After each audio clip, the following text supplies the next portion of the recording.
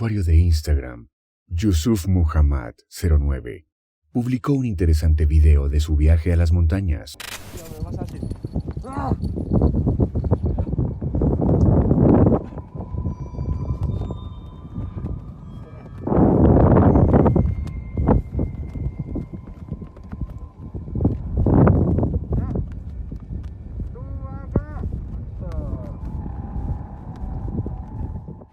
Cuando todos estaban en la cima de la montaña, uno de los hombres está registrando todo lo que sucede a su alrededor.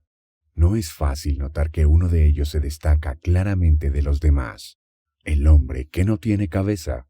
Lo que es más interesante es que nadie más se da cuenta y en la cámara solo se ve un extraño fenómeno. ¿Es un fallo técnico o algo completamente normal? Déjame saber tu opinión en los comentarios. La tranquilidad de las playas y zonas boscosas de Long Island es bien conocida tanto por los neoyorquinos nativos como por los visitantes. Sin embargo, durante varios años, desde la década de 1990 hasta la de 2010, fueron el escenario sombrío de una serie de espantosos descubrimientos atribuidos al trabajo de un asesino en serie.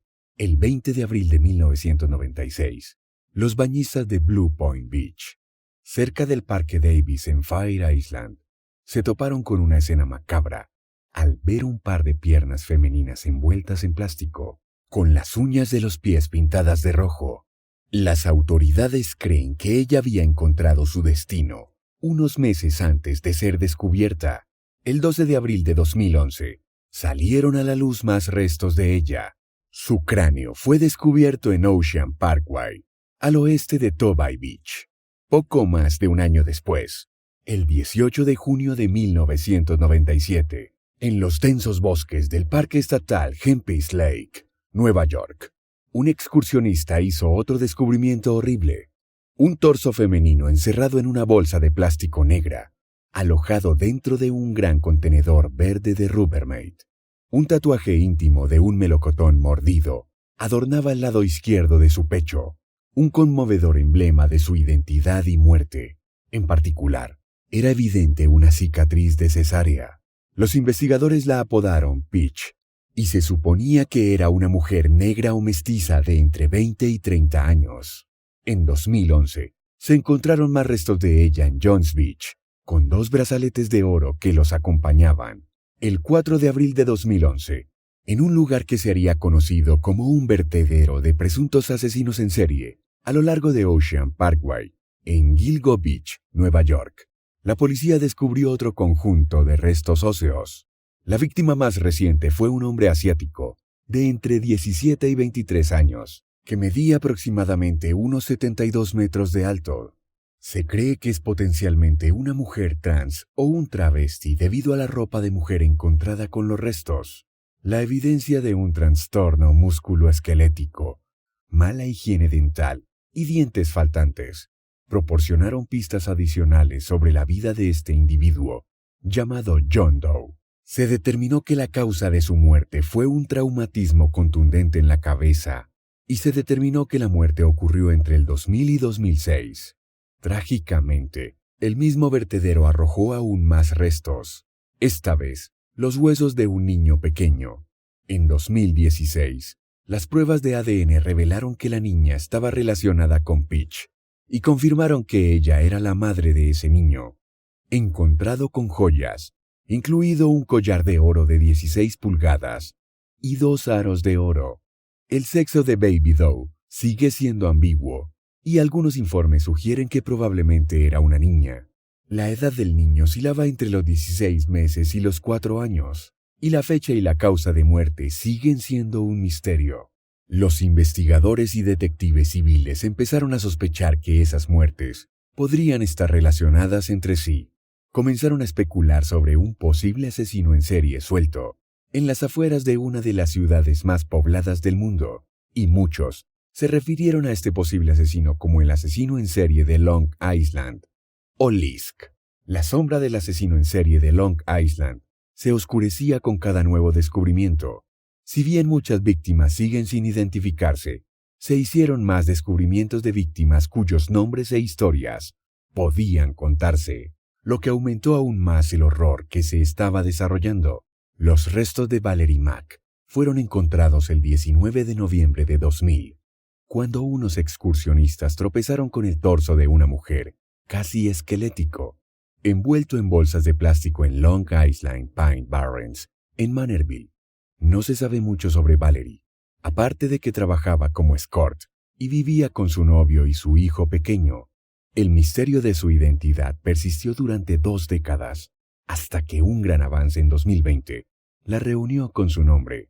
Es una reflexión escalofriante sobre la fragilidad de la conexión humana que su desaparición no haya sido denunciada y que su familia no pueda estar segura de cuándo la vieron por última vez.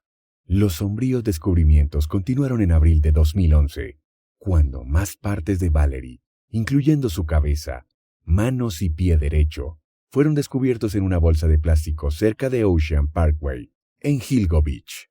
Luego está la desgarradora historia de Jessica Taylor, una joven cuyo viaje la llevó a una vida que probablemente nunca imaginó.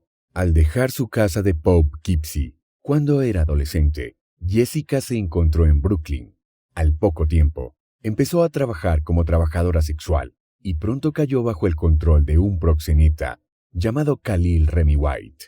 Su vida era tumultuosa y se mudaba con frecuencia debido a la naturaleza de su trabajo, pero expresó su deseo de escapar de sus circunstancias durante un viaje a Washington, D.C. La repentina desaparición de Jessica el 15 de julio de 2003 encendió las alarmas, cuando su coche fue descubierto averiado en el camino a Brooklyn, y se informó de avistamientos de ella en la terminal de autobuses de la autoridad portuaria en Manhattan. Surgió la esperanza de que de alguna manera podría haber encontrado el camino de regreso. Desafortunadamente, la tragedia había ocurrido. El 26 de julio de 2003, se encontró un torso femenino mutilado y envuelto en plástico en Manorville, Nueva York. Un tatuaje distintivo ayudó a identificarla. El tatuaje representaba un corazón rojo con un ala de ángel, con las palabras Remy's Angel. Los investigadores reconocieron la marca como la de Jessica. Pocos meses después de su desaparición, se confirmó que los restos pertenecían a Jessica Taylor. El 9 de mayo de 2011, el macabro descubrimiento de un cráneo, unas manos y un antebrazo en Gilgo Beach marcó el comienzo de otro capítulo de esta desgarradora historia. Maureen Brainet Barnes, una trabajadora a menudo reconocida por su alias, Juliana Omari, tenía un patrón de desplazamiento entre Manhattan y su residencia en Connecticut, ofreciendo sus servicios en línea a través de sitios como Craigslist y Backpage. La cronología de los últimos días de Maureen en Manhattan es incierta, aunque normalmente viajaba con un compañero por seguridad, refiriéndose a un amigo que los acompañaba como su primo. En el fatídico fin de semana de su desaparición en 2007, aparentemente estaba sola. Su última comunicación conocida fue una llamada telefónica a altas horas de la noche, mencionando una reunión a domicilio. Informes sin fundamento sugieren que la robaron afuera de su motel, posiblemente impidiéndole reunirse con el cliente con el que se había comunicado. De manera inquietante, en los días posteriores a su desaparición, una amiga recibió una llamada inquietante de un hombre no identificado que afirmaba haber visto a Maureen en un burdel en Queens.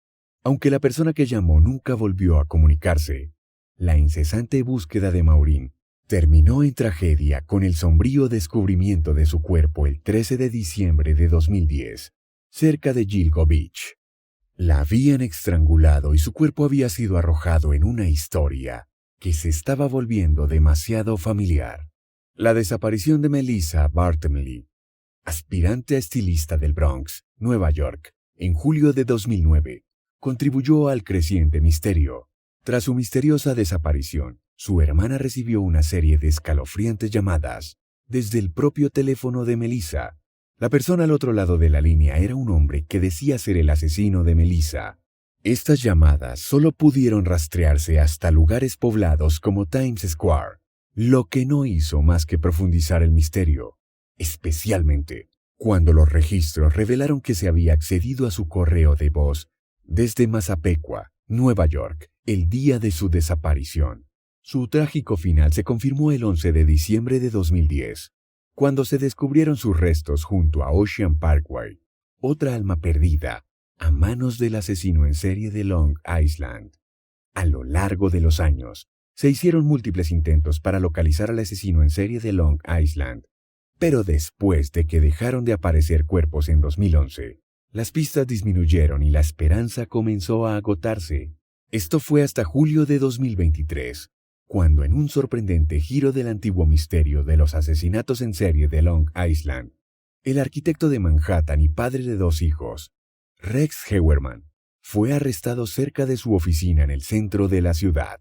Las imágenes de la escena lo mostraron caminando por una calle de Manhattan, cuando estaba repentinamente rodeado por agentes vestidos de civil, poniendo fin a años de especulaciones y temor sobre la identidad del asesino. Rex Heuermann, descrito por los vecinos como un hombre de familia, residía en el condado de Suffolk, con su esposa y sus 2 hijos. Presidente del estudio de arquitectura RH Consultants and Associates, empresa que fundó en 1994. Heuermann tiene una importante trayectoria profesional. Su firma cuenta con colaboraciones con entidades importantes como Catholic Charities, NYC Deep Sewage Treatment y American Airlines, entre otras. Los rastros de su vida profesional comenzaron a borrarse rápidamente después de su arresto, y la empresa eliminó su perfil de su sitio web oficial. Criado en Massapequa Park, se graduó de Werner High School y ha residido toda su vida en Long Island. En una entrevista anterior para su estudio de arquitectura, Heuermann señaló que trabaja en Manhattan desde 1987. Sin embargo, bajo el barniz de un exitoso hombre de negocios y padre de familia, algunos sabían que se escondía un lado más oscuro, y algunos conocidos lo tildaban de espeluznante o arrogante. El impulso en el caso sin resolver dio un giro decisivo bajo el liderazgo del comisionado de policía de Suffolk, Rodney Harrison, quien, después de rejuvenecer la investigación, contó con la ayuda significativa de la tecnología. Un Chevrolet Avalanche, registrado a nombre de Heuermann, estaba relacionado con el relato de un testigo de las desapariciones. Luego, los investigadores entregaron una gran cantidad de citaciones y órdenes de registro, lo que llevó al descubrimiento de registros de teléfonos celulares. Estos registros vincularon los teléfonos desechables utilizados por Heuermann con 3 de las víctimas. Se encontró un cabello que alguna vez se consideró insignificante debido a las limitaciones de la tecnología de ADN más antigua en el material de arpillera utilizado para ocultar el cuerpo de una víctima. Para 2020, los avances tecnológicos permitieron su análisis, revelando el ADN de Heuermann. Su participación se volvió innegable después de que los investigadores compararon esta evidencia con el ADN de una masa de pizza desechada que los investigadores recolectaron después de seguir a Heuermann. El comportamiento en línea delató aún más las siniestras tendencias de Heuermann. Las cuentas vinculadas a él mostraban búsquedas relacionadas con contenido sádico, pornografía infantil y materiales perturbadores. Además, parecía obsesionado con el caso en el que él estaba involucrado, buscando preguntas sobre por qué no habían detenido al asesino. Además, los cabellos femeninos de las escenas del crimen se remontaron a la esposa de Heuermann, aunque sus coartadas la situaron fuera del estado durante los asesinatos.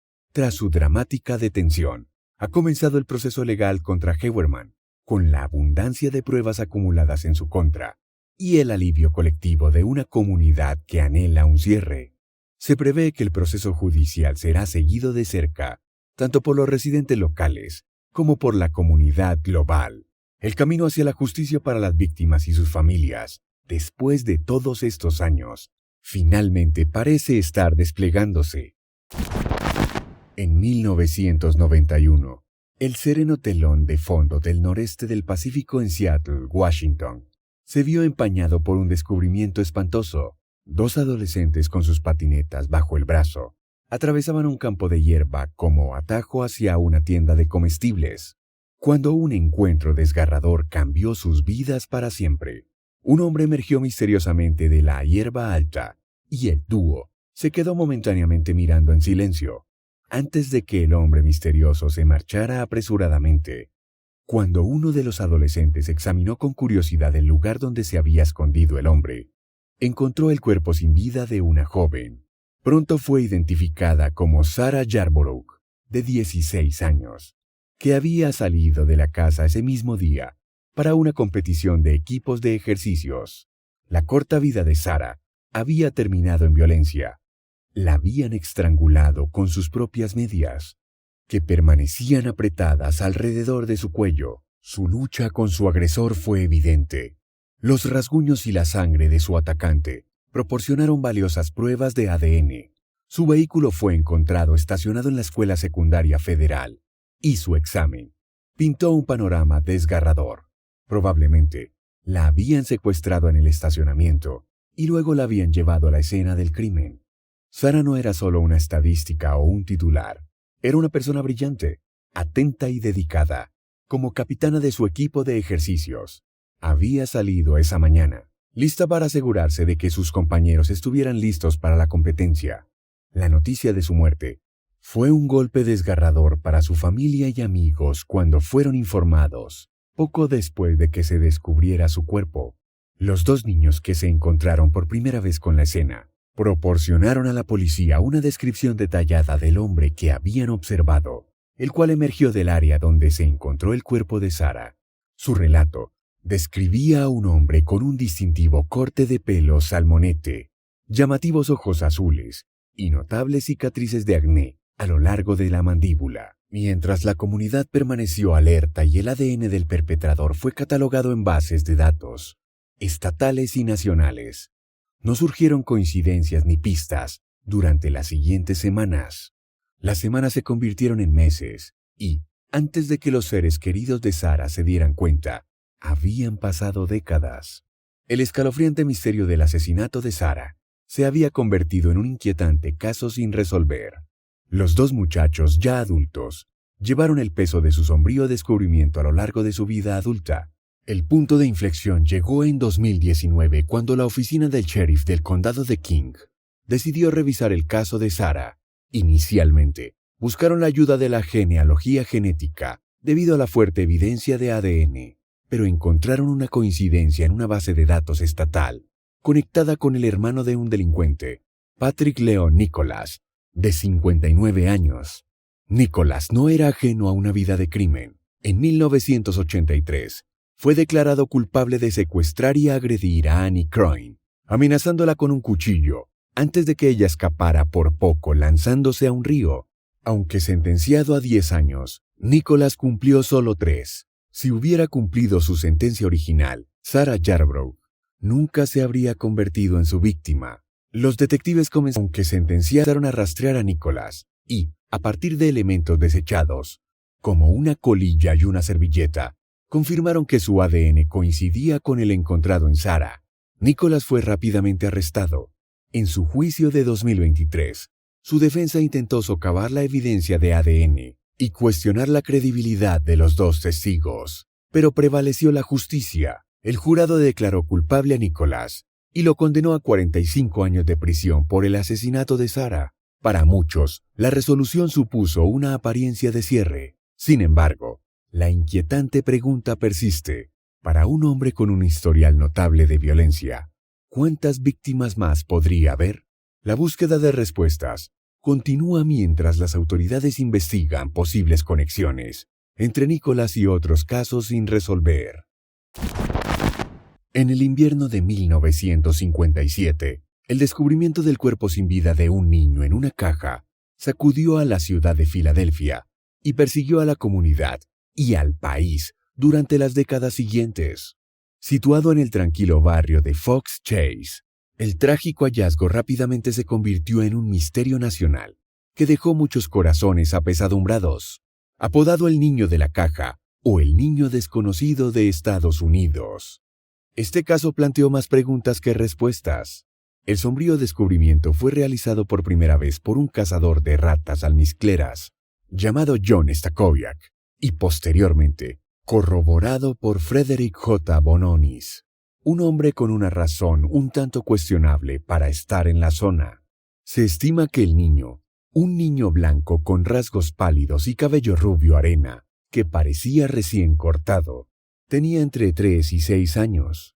Sus ojos azules, que deberían haber estado animados por la curiosidad infantil, contaban una historia de sufrimiento prolongado, de desnutrición, abuso, cicatrices quirúrgicas y traumas, cuya evidencia los equipos forenses descubrieron mientras examinaban su pequeño cuerpo, a pesar del trabajo incansable de las autoridades, que incluyó rastrear los orígenes de la caja en una tienda, J.C. Penney, distribuir folletos con la imagen del niño, e incluso reclutaron a los medios de comunicación para difundir el caso a nivel nacional.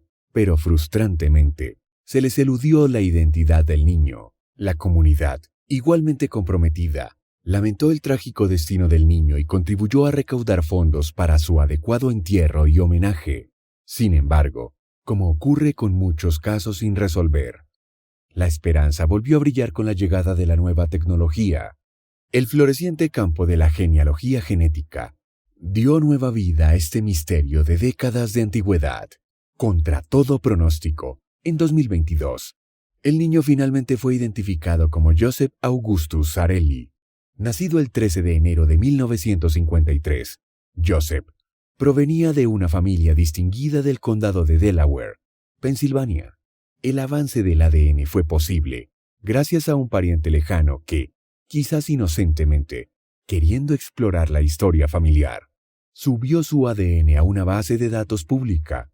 A través de un diligente trabajo de investigación, se hicieron conexiones que llevaron a las autoridades a la verdadera identidad del niño. Con la identificación de Joseph, llegaron nuevas pistas. La narrativa pasó de la búsqueda de nombrar a un niño desconocido a una investigación de homicidio activa. Las revelaciones sobre su linaje proporcionaron un rayo de comprensión sobre su trágicamente corta vida. La respuesta del público fue una conmovedora mezcla de alivio y dolor renovado. La comunidad se unió una vez más, esta vez, para garantizar que el legado de José no fuera el de un joven John Doe, sino el de un niño con un nombre, una historia y una comunidad que se negaba a olvidarlo. En 2023, en lo que habría sido el cumpleaños número 70 de Joseph, la comunidad se reunió para inaugurar un nuevo monumento, la tumba, alguna vez anónima, que simplemente decía, el niño desconocido de Estados Unidos. Se actualizó apropiadamente para honrar a Joseph Augustus Zarelli, asegurando que las generaciones futuras conocieran su nombre e historia. La historia del niño de la caja sirve como un poderoso testimonio de la importancia de la búsqueda incesante frente a la adversidad, la solidaridad comunitaria y el profundo impacto de la tecnología emergente en la resolución de misterios ancestrales. Alicia Navarro nació el 14 de marzo de 2003 en Glendale, Arizona. Al crecer con sus padres, María y Roberto Navarro, y 2 hermanos, disfrutó una infancia llena de apoyo y afecto. Alicia, la hija del medio, mostró un profundo interés por las artes y la tecnología digitales desde una edad temprana. Familiares y amigos cercanos recuerdan que ella era más reservada que los otros niños. A menudo se la encontraba en su habitación jugueteando con aparatos o absorta en sus juegos en línea favoritos. Más tarde, se describiría que Alicia tenía autismo de alto funcionamiento. En septiembre de 2019, Alicia, que en ese entonces tenía 14 años, era estudiante en Glendale High School. A medida que avanzaban las primeras semanas del nuevo año, no hubo señales de alerta inmediatas, ni indicios de que algo pudiera estar mal. Sin embargo, como muchos adolescentes, Alicia pasaba una cantidad considerable de tiempo en línea, conectándose con amigos y posiblemente extraños a través de varias plataformas de juegos, y había comenzado a explorar nuevos pasatiempos como los cómics y la música rock, y también desarrolló un gran interés en el fitness, incluso comenzando a consumir suplementos proteicos. Mostró una creciente afición por los sprays corporales, el maquillaje y los outfits más atrevidos.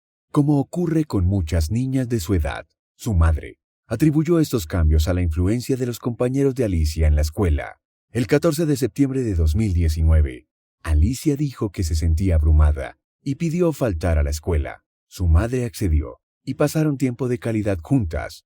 comprando la comida preferida de Alicia en McDonald's, dándole forma a las cejas y disfrutando de algunos chocolates.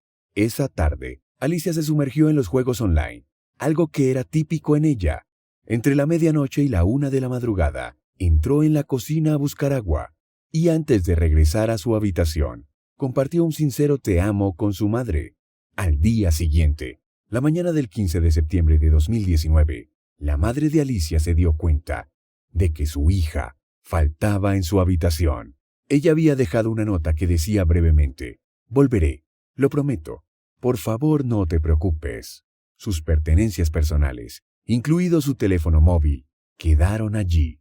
Las imágenes de vigilancia de la cámara de un vecino mostraron a Alicia saliendo de la casa familiar alrededor de las 3 de la madrugada, aparentemente con prisa.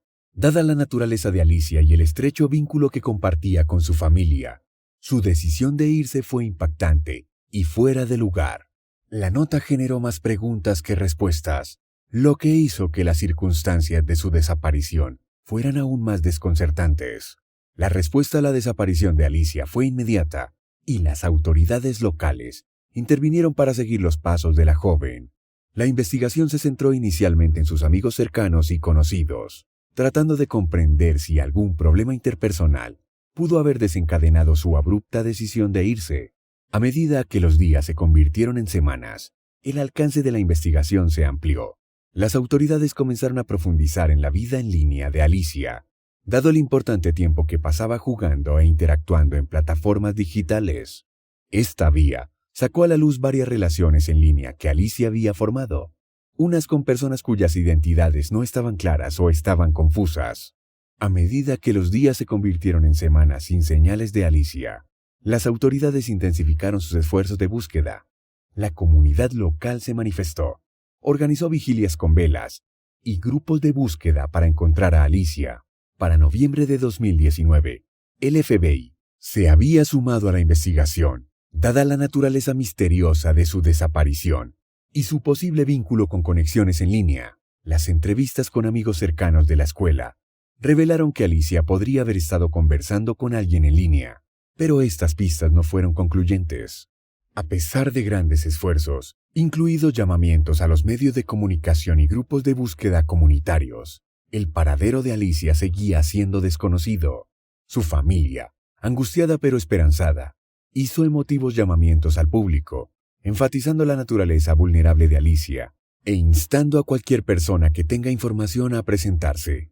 Cada día que pasaba, la esperanza de encontrar a Alicia y comprender las circunstancias que llevaron a su desaparición menguaba. El 26 de julio de 2023, surgió un acontecimiento sorprendente en el caso. El Departamento de Policía de Glendale confirmó que Alicia fue localizada y estaba a salvo.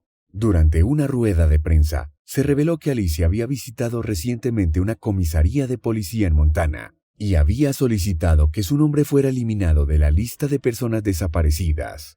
Cabe destacar que Alicia había cumplido 18 años en septiembre de 2022. Si bien las autoridades mencionaron que la investigación estaba en curso, los primeros indicios sugieren que Alicia podría haber huido voluntariamente y parecía gozar de buena salud y buen humor. En los días siguientes se supo que Alicia había pasado los últimos días viviendo con Eddie Davis, un hombre de 36 años, que recientemente había sido despedido de un trabajo en Walmart, después de que se volviera muy agresivo. Después de que la policía concluyó sus investigaciones sobre la desaparición de Alicia, los dos huyeron juntos a una reserva de Montana. El primer video es del usuario de Reddit, Crimso21. Hagan ese trabajo. Toda persona que es trabajadora electoral tiene un punto de vista político. Por eso es muy importante durante el entrenamiento y cuando firman el juramento que ellos están confirmando que no van a hacer Durante una entrevista en televisión, de fondo, podemos observar algo extraño.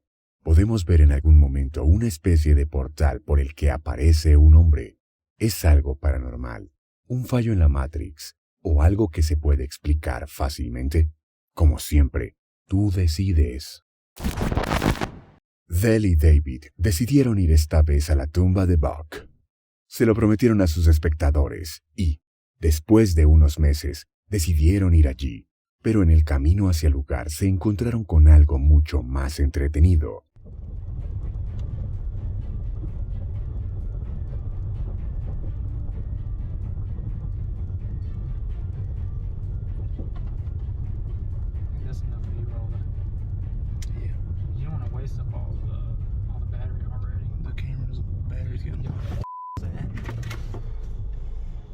Dale. I'm zooming in, I can't. Dale, what the f? What the f are you supposed to do? Ain't nobody supposed to be out here? Oh, sh. That just walked in the woods. Where's the headlamp at? The headlamp should be right there, like he stopped. Did he turn off the light? De camino al lugar, Dale y David notan a un hombre sospechoso que probablemente no debería estar allí. Aterrados, pero a la vez curiosos por este hecho, observan a un hombre que se aleja del camino y se queda en el bosque. Dad, the motherfucker don't need help. What did he have down here? He threw something on the ground. What the fuck are you doing? The content play. What the fuck are you talking about? The content play. David, what the hell are you doing? Hello? I already tried that. He don't want none. I'm trying to hear. You dumb motherfucker. Okay, come on. Maybe I should go get the light. Go get the light. Dude, I can't be moving around. You know this. You go out there and then We're just gonna leave and just pretend like this didn't happen? Oh, it happened, and we have no business being a part of it. Let's go. This is some dumb. This ain't even what we're supposed to be here for. Dude, I couldn't hear or see anything out there. It's so pitch black. Damn.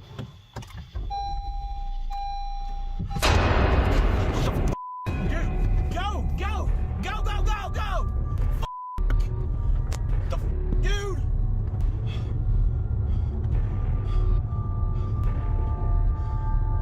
How about I have a heart attack? What the do you got so fucking close, dude? Dale y David intentan comunicarse con el hombre misterioso, pero es en vano. Cuando David sube al coche y arranca el motor, una mano emerge de la oscuridad y toca la ventanilla del vehículo. Esto asusta a los hombres, que huyen del lugar lo más rápido posible. ¿Quién era el hombre misterioso que deambulaba por el bosque? ¿A quién le pertenecía la mano que vimos? ¿Qué pasó realmente esa noche? Y si fue real, solo ellos lo saben. Por nuestra parte, solo podemos observar y juzgar.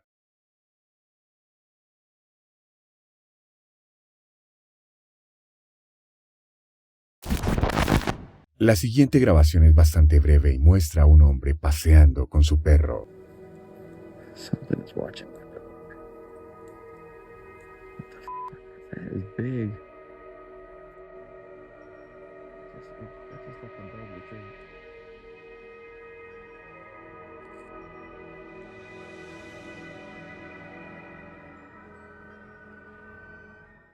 En algún momento, algo misterioso comienza a vigilar al perro del hombre.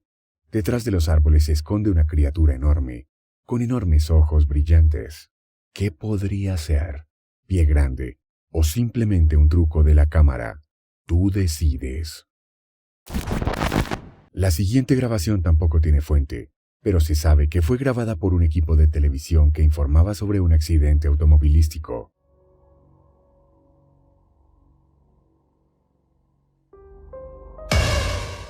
Algo inexplicable aparece entre los restos del camión. En un momento se logra ver lo que parece ser una larga extremidad blanca que se esconde en el interior. Lo más interesante es que la extremidad parece inhumana e incluso similar a alguna criatura mítica. Entonces, ¿fue paranormal o no? Déjame saber tus teorías en los comentarios. El youtuber Yeye Casilak compartió recientemente un video apasionante que proviene de uno de sus espectadores que compartió las imágenes de la cámara de seguridad de su casa.